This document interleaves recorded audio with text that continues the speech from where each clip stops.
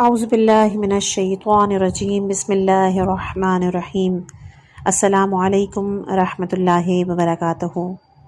ایک ایسی ہمہ گیر شخصیت کی زندگی پر مبنی آج کی آڈیو کہ جو اتحاد بین المسلمین کے علمبردار اور باطل کے خلاف ایک مضبوط آواز تھے، یعنی قائد شہید علامہ عارف حسین الحسینی۔ یوشا ظفر حیاتی کی تحریر کردہ اس سوانح عمری میں ہم شہید ملت کی زندگی، ان کی جدوجہد اور ان کے افکار کا تفصیلی جائزہ لیں گے۔ اس کی جتنی بھی آڈیوز ریکارڈ کی جائیں گے اس کے لیے پلے لسٹ بنامے شہید میں جا کر آپ ملاحظہ کر سکتے ہیں۔ آج انشاءاللہ کہ اس کتاب کا حصہ نمبر 2 ہم بیان کریں گے۔ کل ہم لوگوں نے جہاں پر اختتام کیا تھا وہ تھا حضرت آیت اللہ شیخ حرم پناہی کے تعزیتی بیان سے اقتباس۔ بلا مبالغہ میں ایک فرزند کی طرح ان کو چاہتا ہوں۔ ایک مسلمان کا وظیفہ کہ جس طرح قرآن میں ذکر ہوا ہے کہ اس کی محبت اللہ کے لیے ہو اور بغض و عداوت بھی اللہ کے لیے، اسی دلیل کی بنا پر عزیز شہید حاج عارف حسین الحسینی حقیر کو بہت زیادہ پسند تھے۔ اپنے اور ان کے ارتباط کے اوائل میں ہی میں نے درک کر لیا تھا کہ وہ صرف اللہ کے لیے درس پڑھتے ہیں، صرف اس لیے کہ اسلام کی خدمت کر سکیں۔ وہ تحصیل میں مشغول ہو گئے، ان کے رفتار و کردار بھی ان کی باطنی طہارت کی عکاسی کرتے نظر آتے ہیں۔ وہ احوال جو میں نے ان میں دیکھے ہیں سب کے سب ان کے تقوی اور پرہیزگاری کی عکاسی کرتے ہیں، ان کے اپنے عہد پر پابند رہنے کی دلیل ہیں۔ لہٰذا بلا مبالغہ میں بالکل ایک فرزند کی طرح ان کو چاہتا ہوں۔ حضرت آیت اللہ شیخ حرم پناہی کے تعزیتی بیان سے اقتباس۔ کلام قائد علامہ شہید عارف حسین الحسینی نے اپنی تقاریر میں زندگی کے ہر پہلو پر روشنی ڈالی ہے، اور اخلاقی پہلو ہو یا سیاسی، اجتماعی مسائل ہوں یا دینی، آپ اس پر گفتگو کرتے نظر آئے ہیں۔ آپ کی تقاریر کا مطالعہ کرتے ہوئے یوں محسوس ہوتا ہے کہ بس وہ آج ہی کے دور میں کی گئی ہیں اور ہمارے موجودہ حالات کی عکاسی کر رہی ہیں۔ بلا شبہ ایک عالم باعمل کی سوچ اور فہم صدیوں پر محیط ہوتی ہے۔ لا الہ الا اللہ۔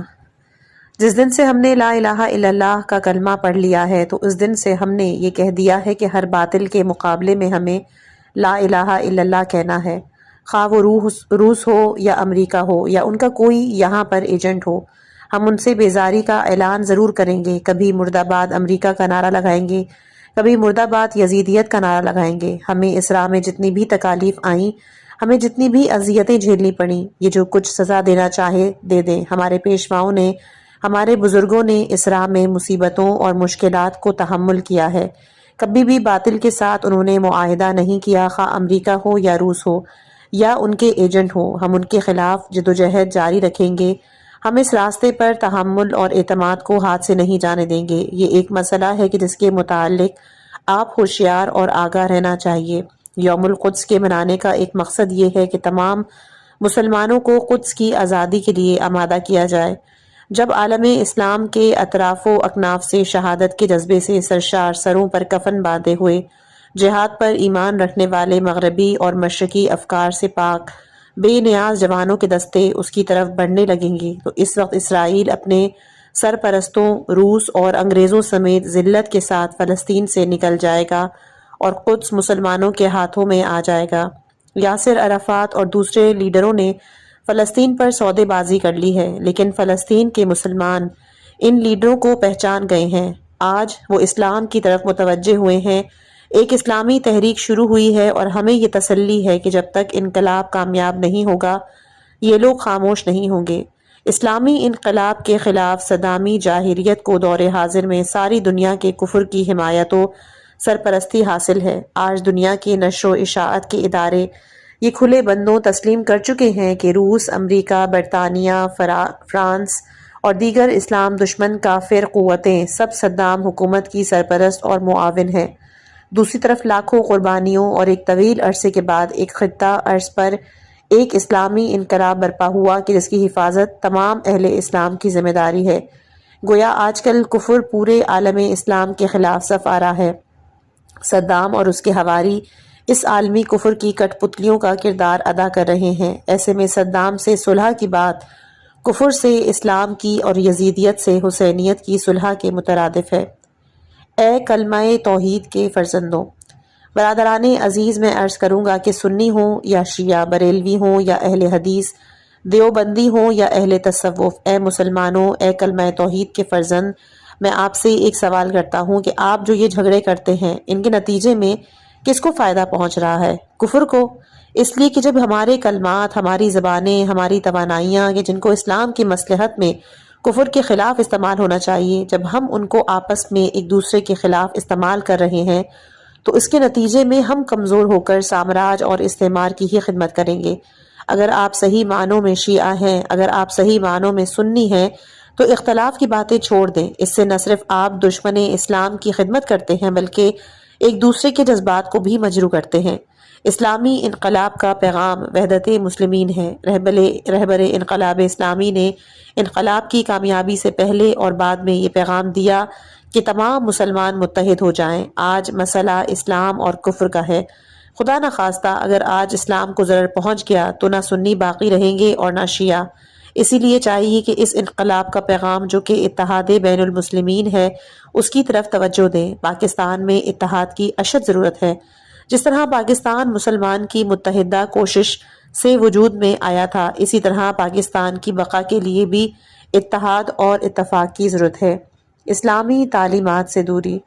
آپ یقین کیجئے کشمیر کا مسئلہ آج حل ہو جاتا، فلسطین کا مسئلہ حل ہو چکا ہوتا، افغانستان کا مسئلہ پیدا ہی نہ ہوتا، ہندوستان میں مسلمانوں کا قتل عام نہ ہوتا، ایران عراق حوالے سے غیروں کے اشارے پر ایران اسلامی پر جنگ مسلط نہ کی جاتی، کویت، فلسطین، تیونس، مصر اور دوسرے اسلامی ممالک میں اسلام خواہی، اسلام دوستی کے جرم میں لوگوں کو نہ پکڑا جاتا، اسلامی تعلیمات پر ترکی اور انڈونیشیا میں پابندی نہ ہوتی۔ یہ سب کچھ کیوں ہے؟ یہ صرف اس لیے ہے کہ ہم قرآن کی تعلیمات سے دور ہو گئے ہیں، ہم اختلاف کا شکار ہو گئے ہیں، ہماری کوئی مرکزیت نہیں ہے۔ اسلام اور سوشلزم۔ برادران عزیز، ہم نے اس وقت سرمایہ دارانہ نظام کو اپنایا ہے جو یہ سکھاتا ہے کہ کس طرح غریبوں اور مزدوروں کا خون چوسا جاتا ہے۔ ہم نے سوشلزم اور کمیونزم کے جھوٹ اور فریب پر مبنی نعرے بھی دیکھ سن لیے کہ کس طرح سائبریا میں غریبوں اور مزدوروں کا قتل عام کیا گیا، کس طرح افغانستان کے اندر اسی سوشلزم کے نعرے والوں نے غریبوں اور محروموں کا قتل عام کیا۔ اب وقت آ گیا ہے کہ ہم حقیقی اور اصلی اسلام کو اپنا لیں، نہ کہ حکمرانوں کا اسلام۔ اب تک جس اسلام کا ہم نے تجربہ کیا ہے وہ شاہی نظام والا اسلام اور حکمرانوں کا اسلام ہے۔ آسمانی اسلام، انبیاء محمد مصطفیٰ صلی اللہ علیہ وآلہ وسلم، قرآن و اہل بیت علیہم السلام کے اسلام کا تجربہ نہیں کیا۔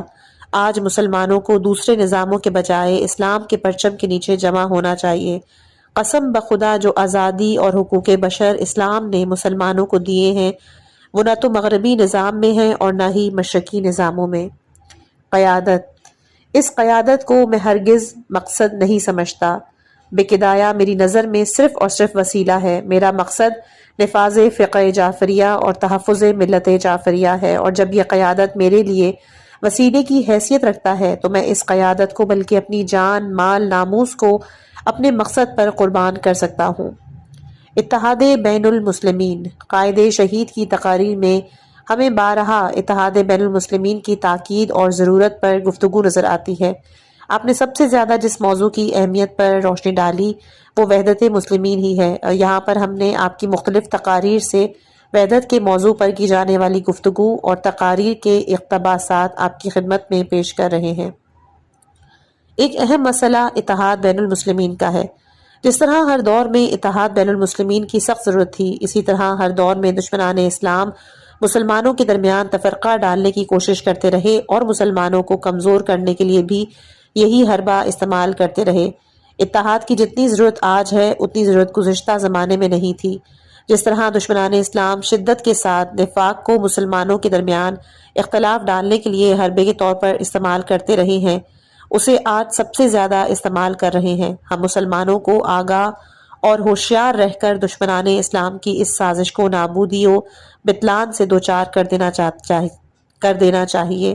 آج اتحاد بین المسلمین سے وہ لوگ ڈرتے ہیں جو دشمنان اسلام ہیں یا دشمنان اسلام کے ایجنٹ ہیں اور جن کا دار و مدار اختلاف پر ہے، لیکن وہ لوگ کہ جن کے دلوں میں اسلام اور قرآن کی محبت ہے وہ سب سے زیادہ اہمیت اتحاد بین المسلمین کے مسئلے کو دیتے ہیں۔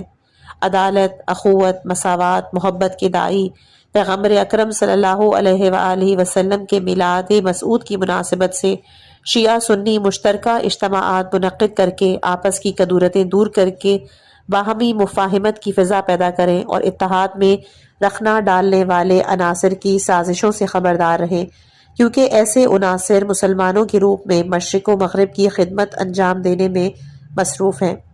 ہفتہ وحدت کی مناسبت سے میں مسلمانان عالم سے اپیل کرتا ہوں کہ قرآن پاک اور اسلام کی عظیم تعلیمات کی پیروی کرتے ہوئے اختلافات اور نفاق کو بالائے طاق رکھ کر پرچم توحید کے سائے میں دشمنان اسلام کے مقابلے کے لیے متحد ہو جائیں۔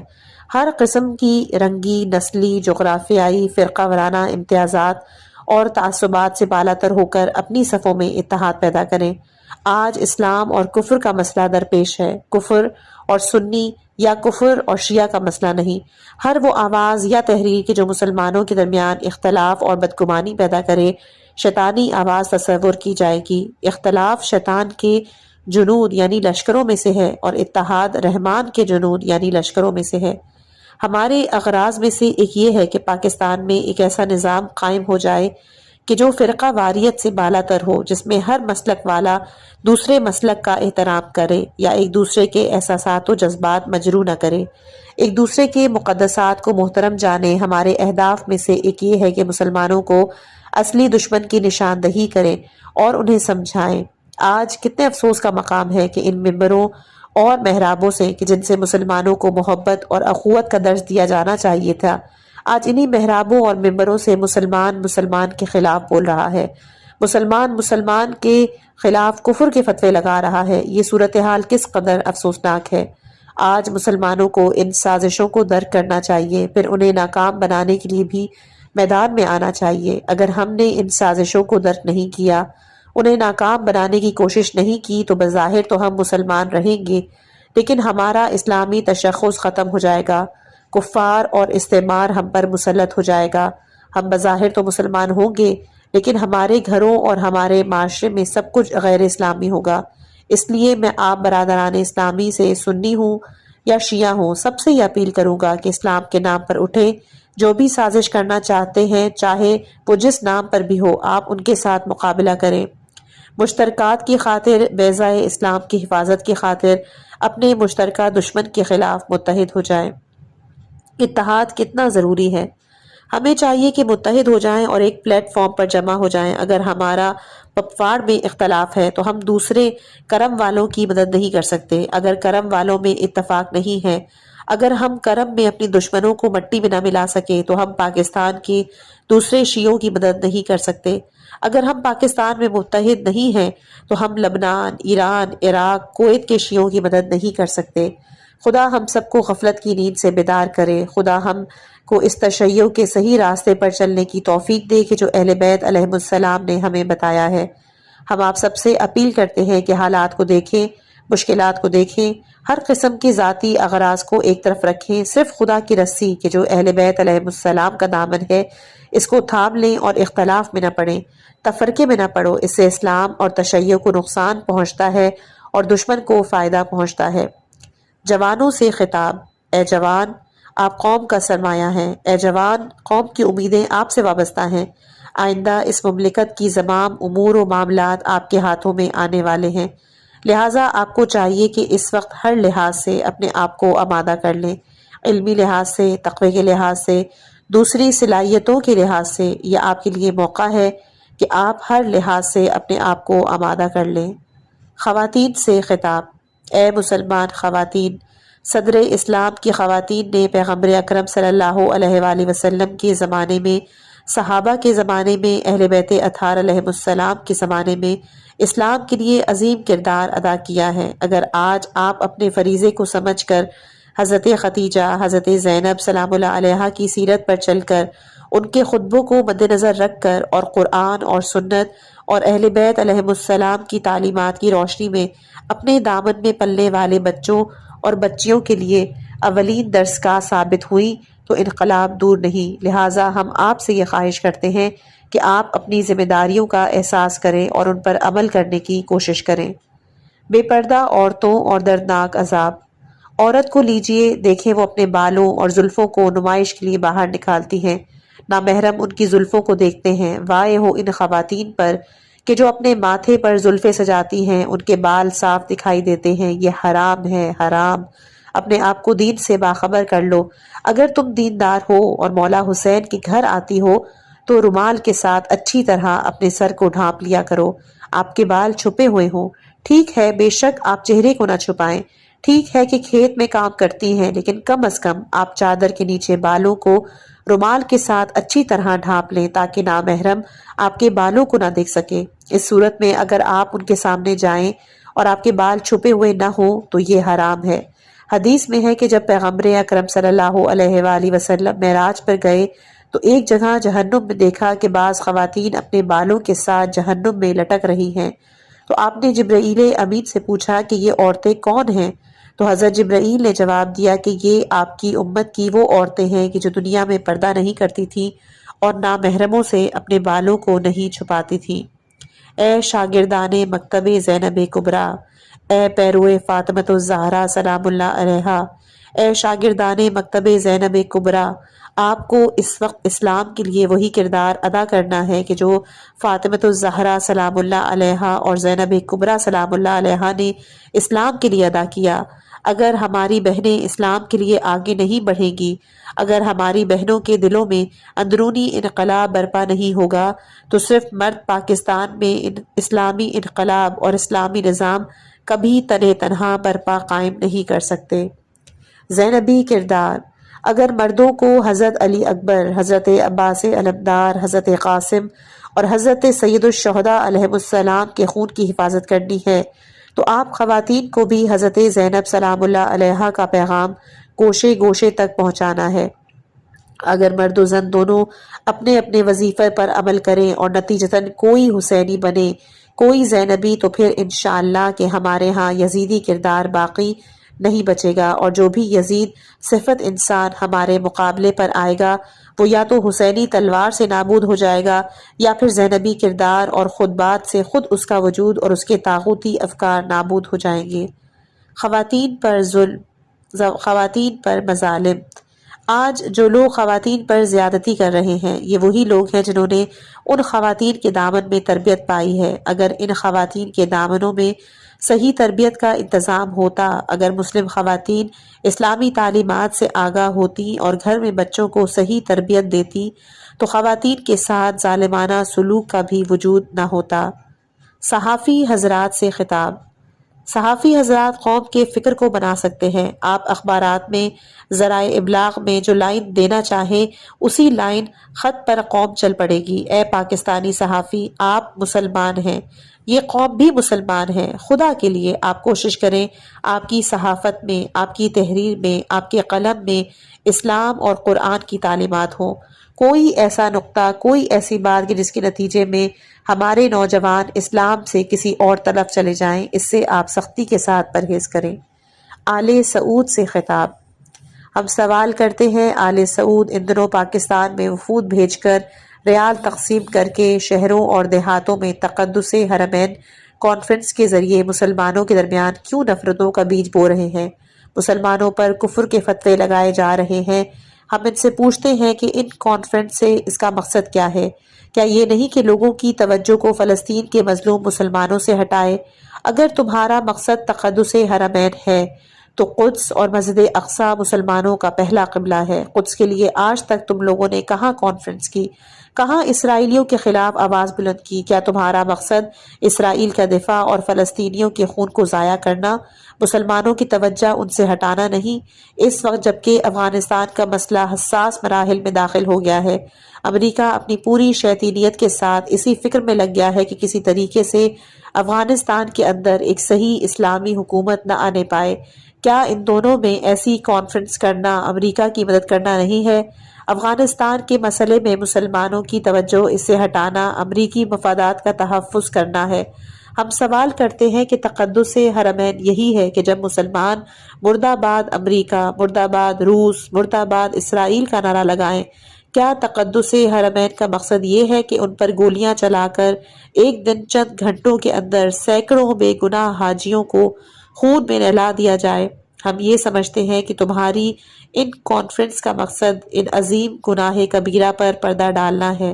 آل سعود کی امریکہ نواز اور CIA کے اعلی کار آل سعود کے حرمین شریفین پر ناجائز اجارہ داری کو مضبوط کرنا ہے۔ سن لو اے سعودیوں اور سعودیوں کی طرف سے آئے ہوئے ملاؤں، سن لو، آج کا مسلمان سمجھ گیا ہے کہ مکہ اور مدینہ دنیا کے تمام مسلمانوں سے مربوط ہے اور ایک خاندان۔ اے عزیز، حج ابراہیمی سے آپ کو یہ سیکھنا ہے کہ آپ کا دشمن کون ہے۔ اے عزیز، آپ کو جتنی بھی مشکلات، جتنی بھی تکالیف درپیش ہیں، وہ اسی وقت حل ہو سکتی ہیں کہ جب آپ متحد ہو جائیں۔ اسلام میں حدود نہیں ہیں۔ یہ حدود پاکستان، ہندوستان، ایران، سعودی عرب، یہ کیا ہے؟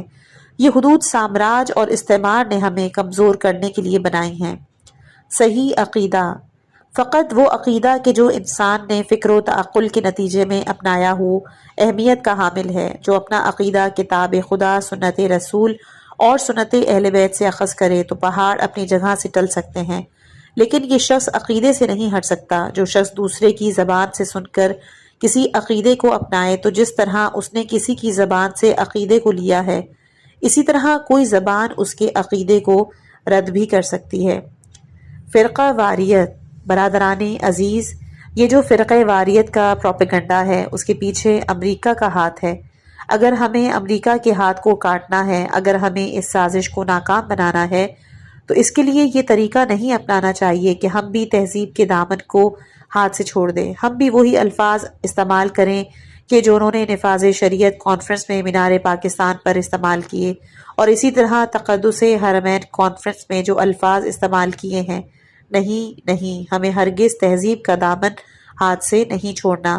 میں آپ سے یہ خواہش اور التجا کروں گا میرے عزیز بھائیوں، مکتب اہل بیت کے پیروکاروں، اہل بیت کا مکتب تہذیب کا مکتب ہے، محبت کا مکتب ہے، دلیل و برہان کا مکتب ہے۔ آپ جب بھی بات کریں تہذیب کے ساتھ بات کریں، دلیل و برہان کے ساتھ بات کریں، کبھی بھی تہذیب کی حدود سے نہ نکلیں۔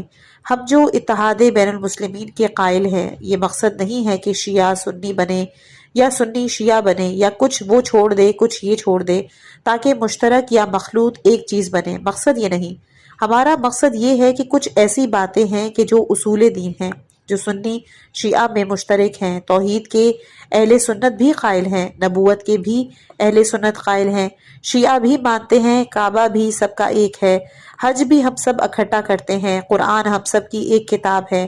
ایسے مشترکات کو لے لیا جائے، باقی کہ جو فقہی مسائل ہیں وہ اہل سنت اپنے فقہ کے مطابق اور شیعہ اپنی فقہ کے مطابق عمل کریں، ایک دوسرے کے خلاف جھگڑا لڑائی نہ اٹھائیں، اور دشمن ہائے مشترک کے جو امریکہ، اسرائیل، روس، ہندوستان ہیں ان کا اکٹھا مقابلہ کریں۔ ہماری اتحاد بین المسلمین سے مراد یہ نقطہ ہے۔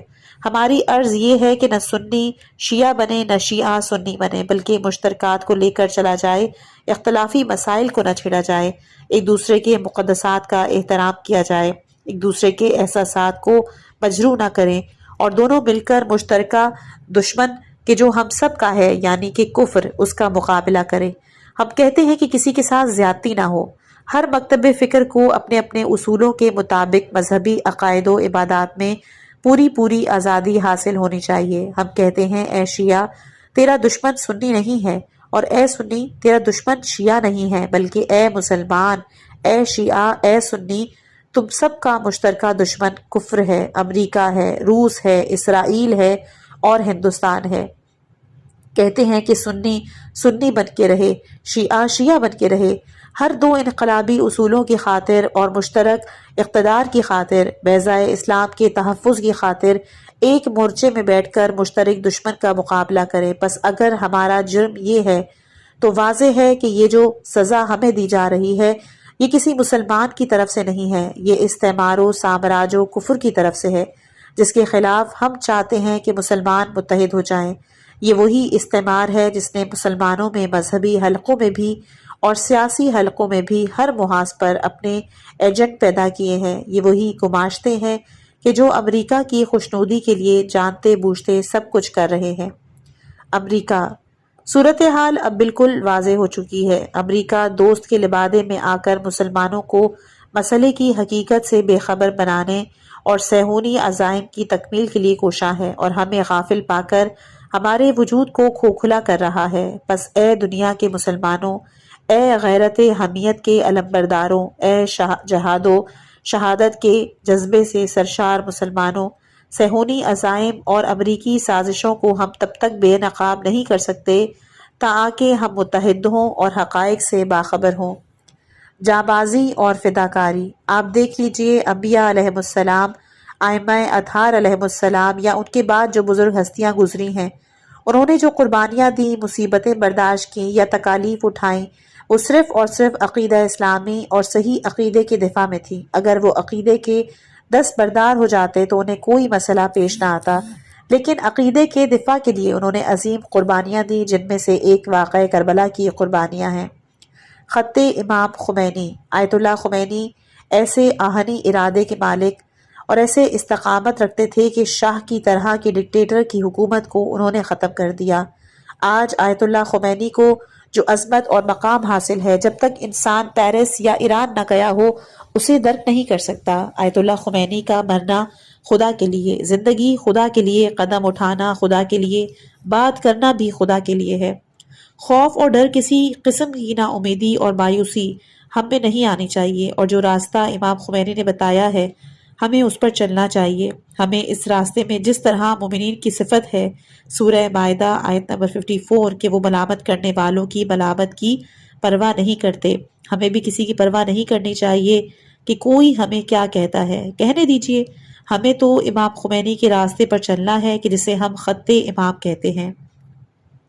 عظمت امام خمینی، حضرت امام خمینی روح الفدا کے بارے میں ہمیں یقین ہے کہ ان کے ساتھ اگر غیبی مدد نہ ہوتی تو وہ اس انقلاب کو کامیاب نہیں کر سکتے تھے۔ اگر اس انقلاب کی حفاظت پردہ غیبت کے پیچھے امام زمانہ عجل اللہ فرجہ شریف نہ کرتے تو امام خمینی اور مسلمان اس انقلاب کی حفاظت نہیں کر سکتے تھے۔ اس جنگی حالت میں اگر غیبی مدد نہ ہوتی تو نوبت یہاں تک نہیں آ سکتی تھی۔ اس کے بعد بھی ہمیں یقین ہے کہ امام خمینی نے جو کام کیے ہیں، شروع میں تو لوگ اعتراض کرتے تھے کہ یہ کام کیوں کیے، لیکن وقت گزرنے کے ساتھ ساتھ ان کو پتہ چلا کہ امام خمینی نے جو کام بھی کیا وہ صحیح ہے۔ البتہ فرق ہوتا ہے، کچھ لوگوں کا ایمان کمزور ہے، کمزور ایمان والے کو جب تک انبیاء کی طرف سے معجزہ نہیں دکھایا جاتا ایمان نہیں لاتے، لیکن کچھ لوگ معمولی نشانی کو دیکھ کر ایمان لاتے ہیں۔ ہم امام خمینی پر ایمان لائے ہیں۔ ہمیں پتہ ہے کہ امام خمینی امام زمانہ عجل اللہ فرجہ شریف کے نمائندے ہیں۔ ہمیں پتہ ہے کہ امام خمینی نائب برحق ہیں۔ ہمیں پتہ ہے کہ امام خمینی ولی فقی ہیں۔ ہمیں پتہ ہے کہ امام خمینی خدا کی رضایت کے بغیر اور مسلمانوں اور اسلام کی مصلحت کے بغیر کوئی بات نہیں کرتے اور کوئی قدم نہیں اٹھاتے۔ ہماری ذمہ داری، ہمیں سوچنا چاہیے کہ ہماری کوئی ذمہ داری ہے یا نہیں۔ کیا صرف کھائیں پئیں اور عیش کریں؟ اگر انسان صرف کھانے پینے کے لیے پیدا ہوا ہے، اگر صرف یہی انسان کی قیمت لگائی جائے تو پھر یہ انسان اور انسانیت کے ساتھ زیادتی ہوگی۔ اگر ہم انسان کی تکلیفات کی قیمت یہ مادی چیزیں لگائیں تو یہ انسان کی ہتک اور بے عزتی ہے۔ موت کیا ہے؟ حقیقت یہ ہے کہ جب ہمیں زندگی کا مقصد معلوم ہو جاتا ہے تو پھر موت بھی ایک زندگی ہے۔ اصحاب رسول صلی اللہ علیہ وآلہ وسلم اور اصحاب ائمہ طاہرین علیہ السلام کی زندگی کو دیکھیے کہ وہ کس طرح سے موت کی آرزو کیا کرتے تھے۔ بیسم تمار کو جب حضرت علی علیہ السلام نے ایک درخت کا بتایا کہ تمہاری موت اس درخت کے نیچے واقع ہوگی، تو ہمیشہ اس درخت کے نیچے رہتے اور عبادت میں مشغول رہتے، قرآن کی تلاوت کرتے۔ کل وہی ایرانی کہ جو سیرت اہل بیت کی طرف متوجہ نہیں تھے اور ان کی توجہ قلبوں کی طرف تھی، کہ جو اہل بیت علیہ السلام کی سیرت و کردار پر عمل پیرا نہیں تھے، ان کی توجہ گناہوں اور فحشا کی طرف تھی، آج وہی لوگ اللہ تعالیٰ کی طرف مساجد اور دعائے کمیل وغیرہ کی طرف متوجہ ہو گئے ہیں۔ امریکہ اور روس کے جن کو لوگ سپر پاور کہتے ہیں، ان کے سامنے سیسا پلائی ہوئی دیوار بن گئے ہیں۔ یہ سب تعلیمات اہل بیت علیہ السلام پر عمل کا اثر ہے۔ بخدا اگر ہم اہل بیت کے فرمودات پر عمل کریں تو پھر بھی ہم بھی موت سے نہیں ڈریں گے کہ جو شیطانی طاقتیں ہیں ان کا بھی آسانی سے مقابلہ کر سکیں گے۔ بہترین سرمایہ، ہمیں وہ اعمال بجا لانے چاہیے کہ جو فانی نہیں ہیں۔ اس دنیا میں اعمال سے ہی پتہ چلتا ہے کہ وہ شخص کتنا محبت اہل بیت رکھتا ہے۔ بہترین چیز، بہترین وسیلہ اہل بیت کی ولایت اور محبت ہے۔ اہل بیت کی محبت دراصل خدا کی محبت ہے۔ اللہ تعالی ہمارے دلوں میں اہل بیت علیہ السلام کی محبت پیدا فرمائے۔ امام حسین علیہ السلام کی مجلس میں بیٹھنا، خدمت کرنا، رونا، مجلس کو تشکیل دینا، یہ سب امام حسین اور اہل بیت علیہ السلام کی محبت کی وجہ سے ہے اور ثواب کا کام ہے۔ جس طرح افراد رنگ کے لحاظ سے مختلف ہیں، بالکل اسی طرح ہدف اور آرزو کے لحاظ سے مختلف ہیں۔ کسی کی آرزو مادی ہوگی، کسی کی آرزو معنوی ہوگی، کسی کا مقصد سب سے بڑا سرمایہ دار بننا ہوگا، کسی کا مقصد ایک بڑا مجتہد، فلسفی، سیاست دان یا پی ایچ ڈی بننا ہوگا۔ لیکن اصل بات یہ ہے کہ راستہ جو بھی ہو، ہدف جو بھی ہو، اس کے حصول اور اس منزل تک پہنچنے کے لیے جو چیز ضروری ہے وہ استقامت ہے۔ زیارت امام علیہ السلام کی ایک شرط، کاش جب میری آنکھیں بند ہوں تو آخر میں مجھے اپنے مولا کی زیارت نصیب ہو۔ ہر مومن کی یہی آرزو ہوتی ہے، لیکن اس کے لیے کچھ شرائط ہیں۔ ان میں سے ایک شرط یہ ہے کہ اس کی آنکھ نے کبھی نامحرم کو نہ دیکھا ہو۔ وہ آنکھیں جنہوں نے نامحرم کو دیکھا ہو وہ قابل نہیں کہ انہیں معصوم علیہ السلام کی زیارت نصیب ہو۔ ہمیں چاہیے کہ اپنی آنکھوں کو پاک کریں، توبہ کریں، گریہ کریں۔ اس وقت ہم مولا کا ہاتھ چوم سکیں گے، اور مولا تبھی ہمارے ہاتھ میں اپنا ہاتھ دیں گے کہ جب ہمارا یہ ہاتھ گناہوں سے آلودہ نہیں ہوگا۔ اہمیت عزاداری، ہم جو دین سے تھوڑا بہت باخبر ہوتے ہیں وہ ان مجالس حسینی ہی کی بدولت ہے۔ ہمارا جو تھوڑا بہت رابطہ دین کے ساتھ ہے، خدا، پیغمبر صلی اللہ علیہ وآلہ وسلم اور امام زمانہ علیہ السلام کے ساتھ ہے، یہ صرف اور صرف مولا حسین اور ان کی عزاداری کی برکت سے ہے کہ ہمیں مجالس پہ دین کے بارے میں کچھ نہ کچھ واقفیت ہو جاتی ہے۔ جب ہم مولا حسین کے گھر آتے ہیں تو نہ صرف ہمارے بدن حاضر ہو بلکہ ہمیں چاہیے کہ اپنے دل کا کنیکشن بھی ان سے جوڑ لیں۔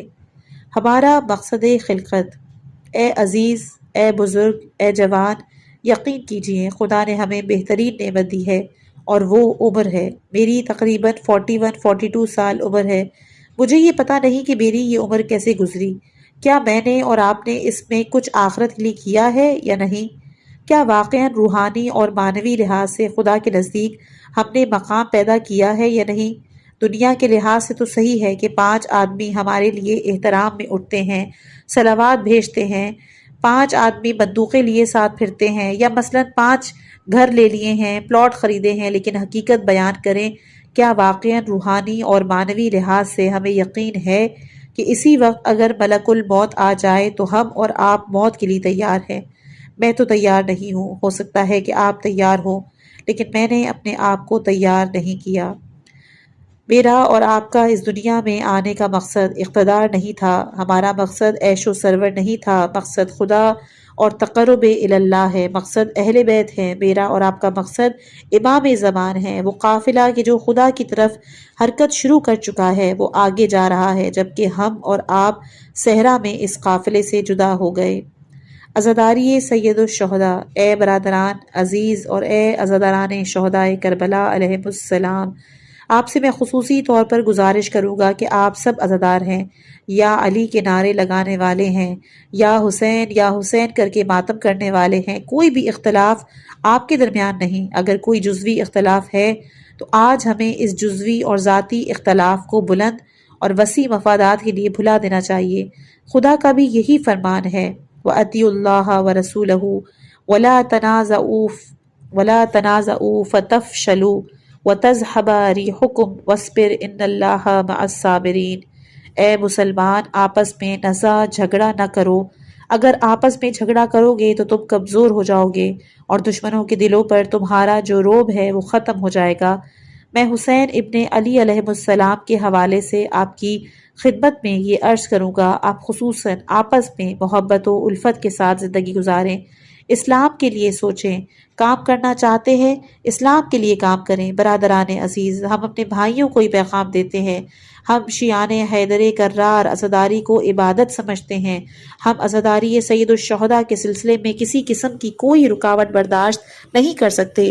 آپ عزاداری کو صحیح نہیں سمجھتے تو ہم بھی آپ کو مجبور نہیں کرتے کہ آپ لازماً اس کا اہتمام کریں، لیکن اخلاقی اسلامی جمہوری اصولوں کے تحت آپ کو یہ حق نہیں پہنچتا کہ آپ ہمارے جلوسوں، مجالس اور عزاداری برادری کے خلاف آواز بلند کریں۔ جس طرح ہم آپ کے مخصوص عقائد کے مخالف نہیں کرتے، اسی طرح آپ بھی ہمارے مخصوص عقائد کی مخالفت نہ کریں۔ جس طرح ہم آپ کے احساس و جذبات کا احترام کرتے ہیں۔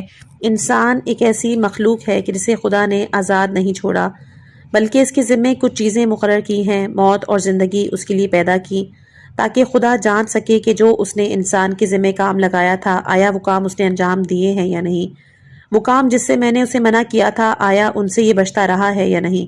خدا نے آپ کے لیے واجبات، مستحبات، مباحات مقرر کیے، مکروہات، محرمات سے بچنے کا حکم دیا۔ اگر آپ کمال چاہتے ہیں، اگر ملائکہ سے آگے پرواز کرنا چاہتے ہیں، اگر چاہتے ہیں کہ ملائکہ آپ کے قدموں تلے اپنے پر بچھائیں، اگر چاہتے ہیں کہ ملائکہ سے پہلے قرب الہی کے مقام پر پہنچ جائیں، تو آپ کو چاہیے کہ خدا نے جن چیزوں کے انجام دینے کا حکم دیا ان کو انجام دیں، اور جن چیزوں سے بچنے کا حکم دیا ان سے بچیں، تو یقیناً قرب الہی کے مقام پر فائز ہو جائیں گے۔ مکتب اہل بیت علیہم السلام کے شاگرد، ہمیں چاہیے کہ اہل بیت علیہم السلام کی فرمائشات پر عمل کریں۔ خدا کی قسم، جیسا مدرسہ اہل بیت کا ہے، ایسا مدرسہ پوری کائنات میں نہیں۔ اس مدرسے سے کون فائدہ اٹھائے گا؟ وہ کہ جو حضرت محمد مصطفیٰ صلی اللہ علیہ وآلہ وسلم، علی مرتضیٰ علیہ السلام، امام صادق علیہ السلام اور زمانے کے امام کی پیروی کرے گا، اور جو ان کی پیروی کرتے ہیں تو وہ اس مقام پر پہنچتے ہیں کہ رسول خدا صلی اللہ علیہ وآلہ وسلم نے فرمایا کہ سلمان ہم اہل بیت میں سے ہیں۔ ابو ذر نے جب اہل بیت کے مدرسے پر عمل کیا تو خطاب ہوا کہ نہ ہی زمین نے ایسے شخص کو اٹھایا ہے اور نہ ہی ایسا شخص آسمان کے نیچے موجود ہے جو کہ ابو ذر سے زیادہ سچا ہو۔ مالک اشتر کے متعلق امیر المومنین علیہ السلام فرماتے ہیں کہ اگر مالک اشتر پہاڑ ہوتے تو ایسے پہاڑ ہوتے کہ جس پر کوئی چڑھ نہ سکتا۔ مالک اشتر میرے لیے وہی حیثیت رکھتے ہیں جیسا کہ میری حیثیت رسول اللہ صلی اللہ علیہ وآلہ وسلم کی نظر میں تھی۔ قسم بخدا اہل بیت کا مدرسہ وہ مدرسہ ہے جس کی پیروی کرنے والے کی غلامی پر فرشتے فخر کرتے ہیں۔ مقصد خلقت، خدا نے انسان کو ایک خاص غرض کے لیے پیدا کیا۔ خدا نے انسان کو اس لیے پیدا نہیں کیا کہ وہ کھائے پیے مر جائے، بلکہ خدا نے انسان کو اپنی بندگی کے لیے پیدا کیا ہے۔ انسان عبودیت کی عظیم منزل تک پہنچ سکتا ہے۔ ایک انسان کے لیے ضروری ہے کہ اسے اپنے ہدف مقصد کا علم ہو، اسے معلوم ہو کہ اس دنیا میں اس کے آنے کی غرض و غایت کیا ہے۔ اگر انسان کو اس کی غرض و غایت اور مقصد کا علم نہیں ہوگا تو اس کی زندگی فضول ہوگی۔ حصول مقصد کی شرائط، اگر آپ نجات حاصل کرنا چاہتے ہیں، خدا تک پہنچنا چاہتے ہیں، تو وہ راستہ اپنائیں کہ جو قرآن اور اہل بیت نے بتایا۔ یہ رسوم و رواج سب غلط ہیں، یہ غلط رسومات کہ جو انگریزوں نے چھوڑی ہیں، یہ سب تباہی کی نشانیاں ہیں۔ اگر آپ خدا تک پہنچنا چاہتے ہیں تو باقی سب راستے شیطان کے ہیں۔ خدا کا راستہ صرف اور صرف بندگی کا راستہ ہے، اور آپ خدا کے بندے ہو جائیں۔ خود بندگی کوئی چھوٹا مقام نہیں ہے۔ یہی نماز، روزہ، حج، زکوٰۃ، خمس وغیرہ کہ جو بندے کو خدا کے نزدیک کر دیتے ہیں، یہی چیزیں ہیں کہ جو انسان کو اس مادی دنیا سے نکال دیتی ہیں۔ اپنے فرائض خود انجام دیں۔ برادران عزیز، جب دنیاوی مسائل میں اور عام مسائل میں آپ کی ذمہ داری معاشرے میں کوئی نہیں اٹھاتا، آپ کو اپنی ذمہ داری خود اٹھانی پڑتی ہے، تو آپ کو معلوم ہونا چاہیے کہ آپ کی کچھ شرعی ذمہ داریاں ہیں اور خدا نے آپ پر کچھ واجبات بھی فرض کیے ہیں۔ وہ واجبات اور احکامات آپ ہی کو انجام دینے ہیں۔ ایک دفعہ حضور صلی اللہ علیہ وآلہ وسلم گزر رہے تھے۔ راستے میں اناج کا بہت بڑا ڈھیر پڑا تھا۔ رسول اکرم صلی اللہ علیہ وآلہ وسلم سے ایک شخص نے کہا کہ فلاں شخص مر گیا ہے اور اس نے وصیت کی تھی کہ میرے مرنے کے بعد اس اناج کو فقراء میں صدقے کے طور پر تقسیم کر دیا جائے۔ حضور صلی اللہ علیہ وآلہ وسلم ایک دانہ اٹھا کر فرمانے لگے کہ اگر اس شخص نے اپنی زندگی میں ایک دانہ بھی دیا ہوتا تو وہ اس کے لیے زیادہ مفید تھا۔ اب اس کے ورثاء اس کے بعد پورا ڈھیر اس کے نام پر خرچ کر دیں۔ برادر عزیز، ہمیں ان چیزوں کی طرف توجہ کرنی چاہیے۔ ہماری ذمہ داری چاہے عبادت کے حوالے سے ہو، معاشرے کے حوالے سے ہو، یا امر بالمعروف اور نہی عن المنکر کے حوالے سے ہو، بہرحال ہمیں انجام دینی ہے، اور اگر ہم انجام نہیں دیں گے تو ہم خدا کے سامنے جواب دہ ہیں اور ہمارا کام کوئی اور انجام نہیں دے گا۔ مومنین اعضائے جسم کے مانند، حضرت سرور کائنات محمد مصطفیٰ صلی اللہ علیہ وآلہ وسلم مسلمان معاشرے کو ایک جسم کے اعضاء سے تشبیہ فرماتے ہیں۔ مسلمانوں کا اجتماعی پیکر انسانی بدن کی مانند ہے کہ جس میں مختلف قسم کے اعضاء ہوں اور اعضاء میں سے بھی ہر عضو کو اپنی اپنی ذمہ داری ہوتی ہے۔ یہ سب اعضاء ایک دوسرے کے تعاون سے بدن کا نظام چلاتے ہیں۔ راہ حق میں مصائب کیوں؟ اگر تم لوگ آرام اور سکون، عیش و عشرت کی زندگی بسر کر رہے ہو تو سمجھ جاؤ کہ تم تشیع کے راستے سے ہٹ گئے ہو، اور اگر ہر طرف سے تم پر حملے ہو رہے ہوں اور تم پر ظلم ہو رہا ہو تو سمجھ جاؤ کہ تشیع کے راستے پر جا رہے ہو۔ امیر المومنین علیہ السلام نہج البلاغہ میں فرماتے ہیں کہ جو ہم سے محبت رکھتا ہے وہ شروع سے ہی مشکلات کے لیے اپنے آپ کو تیار کرے۔ اگر مجھے یقین ہے کہ میرا دشمن موجود ہے، میں مورچے میں ہوں اور جنگ کی کیفیت ہے، تو پھر کیا میں چین سے سوؤں گا؟ کیا پھر میں تیار نہیں رہوں گا؟ اگر ہمیں یقین ہے کہ ہمارا دشمن بہت زیادہ سرگرم عمل ہے، مختلف سازشیں بنا رہا ہے، منصوبے بنا رہا ہے، تو ہم بھی تیاری میں مصروف ہوں گے تاکہ ان کی سازشوں کو ختم کریں اور ان کے غلط منصوبوں کو ناکام بنائیں۔ ایام کیوں منائیں؟ ہم کیوں اس قسم کے ایام مناتے ہیں؟ کبھی 20 جمادی الثانی یوم خواتین مناتے ہیں، کبھی 13 رجب مناتے ہیں، 15 شعبان کو یوم مستضعفین مناتے ہیں، کبھی 12 سے 17 ربیع الاول تک ہفتہ وحدت مناتے ہیں، کبھی 18 سے 24 ذی الحجہ تک ہفتہ ولایت مناتے ہیں، کبھی غدیر کا دن، کبھی 3 شعبان کو یوم حسین کی تقریب منعقد کرتے ہیں۔ ظاہر ہے کہ ان کے کچھ علل اور اسباب ہیں، یہ بغیر کسی فلسفے کے نہیں۔ نبوت تو حضرت محمد مصطفیٰ صلی اللہ علیہ وآلہ وسلم پر ختم ہو گئی، ان کے بعد کوئی نبی نہیں آ سکتا، اور آسمان امامت کا 12واں ستارہ بھی اس وقت پردہ غیب میں ہے۔ تو اب ہمیں کیا کرنا چاہیے؟ اب ہم پر لازم ہے کہ ہم ان ہستیوں سے مربوط ایام کو منائیں اور ان مناسبتوں سے اپنی محافل مجالس میں ان ذوات مقدسہ اور ان کی زندگی کے اصولوں کا تذکرہ کریں۔ ہم کب حسینی ہیں؟ برادر عزیز، آج مسئلہ بہت واضح ہے۔ آج سنی اور شیعہ کا جھگڑا نہیں، آج عرب و عجم کی جنگ نہیں، سنی شیعہ بریلوی اہل حدیث کے درمیان جنگ نہیں، اہل حدیث اہل تصوف کی جنگ نہیں، پختون مہاجر بلوچ پنجابی کی جنگ نہیں۔ اگر جنگ ہے تو صرف اور صرف اسلام اور کفر۔ یہی کفر ہے کہ جو ہم مسلمانوں کو مختلف ناموں سے ایک دوسرے کے ساتھ لڑوا رہا ہے۔ جب کفر مسلمانوں کے مقابلے میں آتا ہے تو وہ یہ نہیں دیکھتا کہ یہ مسجد دیوبندیوں کی ہے یا اہل حدیث یا شیعوں کی۔ جب وہ لوگ ہم میں فرق نہیں کرتے تو ہمیں بھی آپس میں فرق نہیں کرنا چاہیے۔ ہم کیوں اپنے آپ کو مختلف سمجھتے ہیں؟ ہدف قیام امام حسین علیہ السلام۔ ہم دیکھتے ہیں کہ دنیا میں جو انقلاب آتا ہے اس کے پیچھے کچھ شرائط و کیفیات ہوتی ہیں۔ ان شرائط میں سے ایک شرط یہ ہے کہ ایک آدمی یا ایک گروہ اس وقت تک ایک نظام کو چیلنج کرتا ہے کہ جو اس کے خلاف قیام کرتا ہے۔ اگر وہ 100% احتمال نہ بھی دے اور صرف 60-70% کامیابی کا احتمال دے تو وہ اس وقت قیام کرے گا۔ حسین ابن علی کا طریقہ آپ مطالعہ فرمائیں۔ مدینے میں، مکے میں، راستے میں، کربلا میں، شب عاشورہ، روز عاشورہ، ہر وقت اپنے اصحاب کی اور اپنے اہل بیت علیہ السلام کی شہادت کی بشارت دے رہے ہیں۔ بس اگر سید الشہداء کا مقصد اقتدار ہوتا تو اقتدار والے اقتدار کے لیے اس وقت قیام کرتے ہیں کہ جب اپنی کامیابی کا وہ کم از کم 60% احتمال۔ امام حسین علیہ السلام 60% احتمال نہیں، 50%، 10% نہیں دیتے، بلکہ 1% احتمال بھی نہیں دیتے تھے۔ وہ 100% اپنی شہادت پر یقین رکھتے تھے۔ قیام امام حسین کس کے لیے؟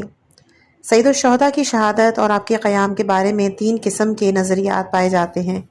ایک نظریہ وہ ہے کہ جسے حسین کے دشمنوں نے پیش کیا ہے، ایک نظریہ حسین کے نادان دوستوں کا ہے، اور ایک نظریہ خود امام حسین علیہ السلام نے پیش کیا۔ دشمنوں کا نظریہ یہ ہے کہ امام حسین کربلا آئے، عاشور برپا کی اور بالآخر وہ شہید ہو گئے۔ ان سب اقدامات سے ان کا مقصد اقتدار کا حصول تھا۔